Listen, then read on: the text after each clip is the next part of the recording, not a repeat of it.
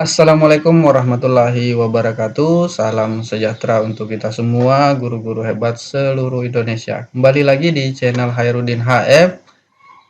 Pada channel ini saya akan banyak membahas terkait dengan informasi seputar dunia pendidikan.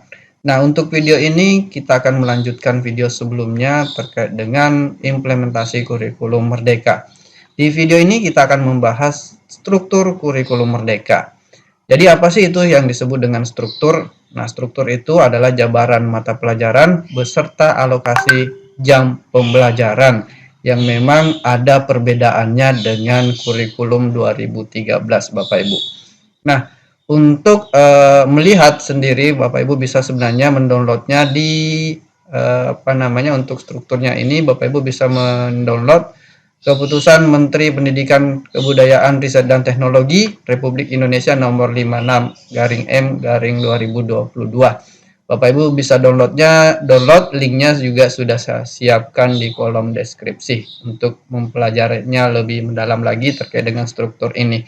Nah, di sini saya cuma akan memberikan gambaran singkatnya terkait dengan struktur kurikulum Merdeka.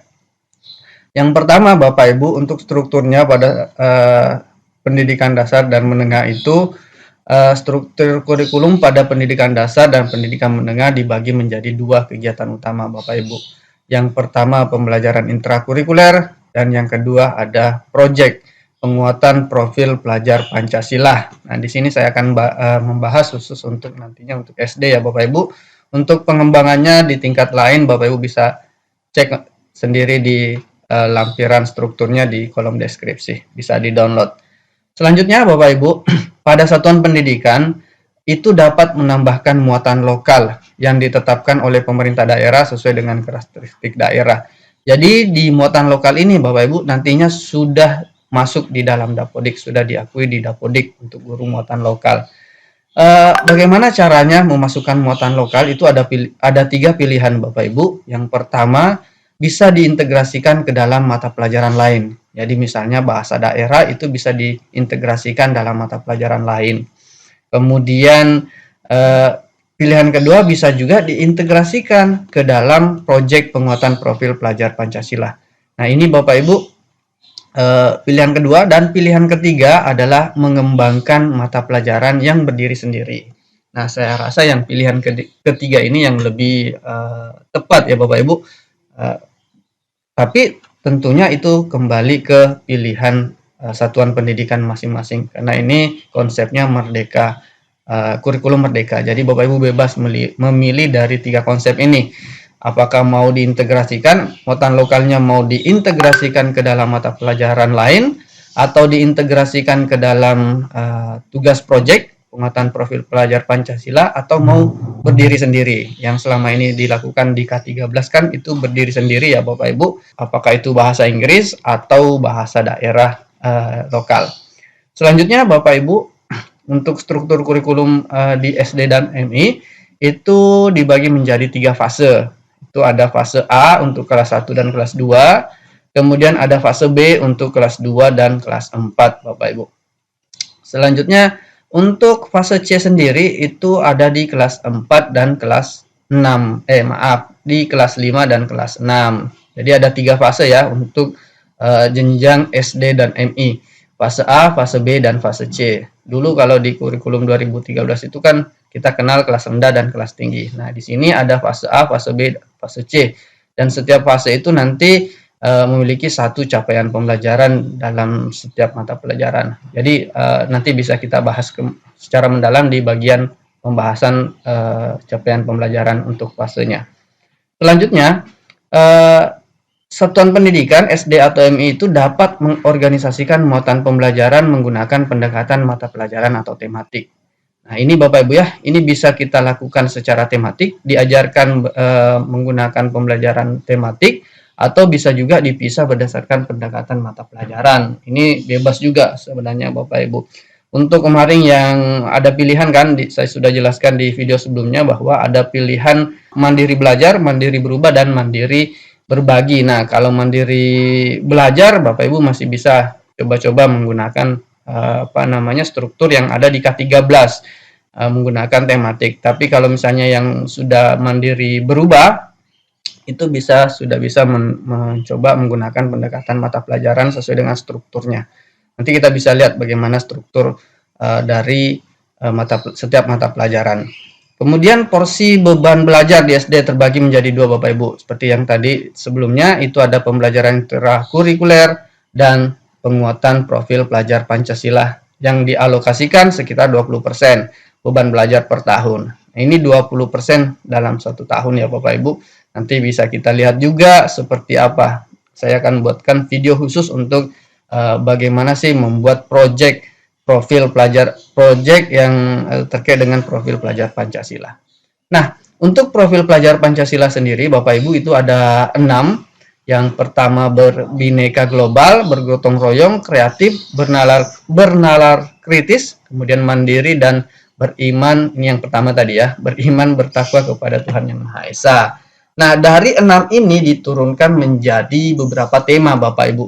Dari 6 sikap ini, profil pelajar Pancasila ini kemudian dijabarkan menjadi beberapa tema.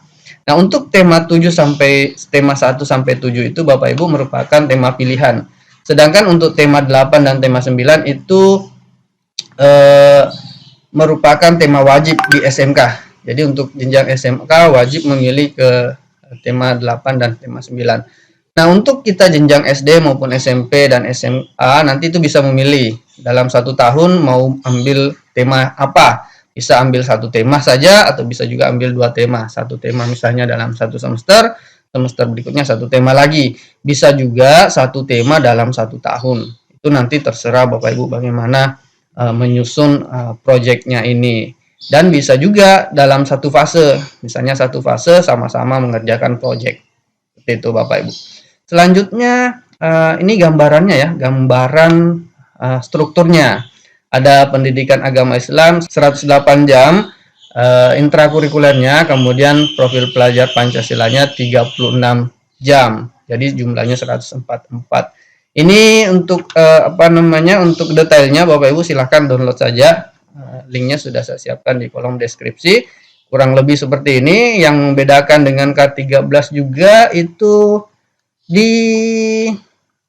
ini kelas 1 ya. Nah, kelas 1 itu belum ada IPA. Nah, ini yang ada itu misalnya di bagian seni Bapak Ibu. Di bagian seni itu bisa dipilih salah satunya saja. Misalnya di fase A hanya mau ambil seni musik saja boleh, seni rupa saja boleh. Karena ini alokasinya untuk semuanya ini 108 jam, kemudian profil pelajar Pancasilanya 36 dan 144. Kalau misalnya Bapak Ibu ambil beberapa dari pilihan ini, itu tentunya akan mengurangi alokasi waktu karena akan terbagi. Jadi sebaiknya difokuskan ke salah satu seni yang memang di sekolah Bapak Ibu itu bisa ada salah satu guru misalnya, atau bisa diupayakan pelatih dari terkait dengan seni-seni yang ada di sini. Selanjutnya untuk perbedaan yang mendasar lagi di mata pelajaran ilmu pengetahuan alam. Nah, di K13 itu kan kita kenal IPA dan IPS. Nah, walaupun dalam 1 tema tapi tetap ada di dalam penilaian itu KIKD-nya ada IPA dan IPS. Nah, kalau di kurikulum Merdeka itu mata pelajaran IPA dan IPS itu digabung. Nanti istilahnya IPAS, ilmu pengetahuan alam dan sosial. Itu juga waktunya sudah bergabung, sudah diakumulasi ya. 108 jam dalam 1 tahun ditambah dengan profil pelajar Pancasila 36 jam. Jadi semuanya 216 jam. Ini nanti diajarkan pada kelas fase B ya, mulai fase B, kelas 3 dan kelas 4 dan kelas 3 sampai kelas 5.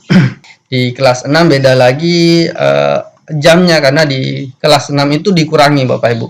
Alokasi waktunya dikurangi dalam 1 tahun itu tidak sama lagi dengan kelas 3 sampai kelas 5 karena di kelas 6 ini dipersiapkan untuk mengikuti ujian akhir atau asesmen akhir tahun. Nanti jadi jamnya dikurangi di bagian pada jenjang kelas 6. Nah, kurang lebih seperti itu Bapak Ibu terkait dengan struktur kurikulum Merdeka. Kalau misalnya ada yang perlu didiskusikan, silahkan disampaikan di kolom komentar, kita berdiskusi bersama. Kalau ada yang salah, mungkin bisa Bapak Ibu bantu meluruskan. Nah, pada video berikutnya saya akan membahas terkait dengan perangkat pembelajaran atau administrasi kelas yang kira-kira perlu dipersiapkan untuk menghadapi tahun ajaran baru yang sudah melakukan atau mengimplementasikan kurikulum Merdeka. Terima kasih. Jangan lupa subscribe channel ini, share video ini jika dirasa bermanfaat. Assalamualaikum warahmatullahi wabarakatuh.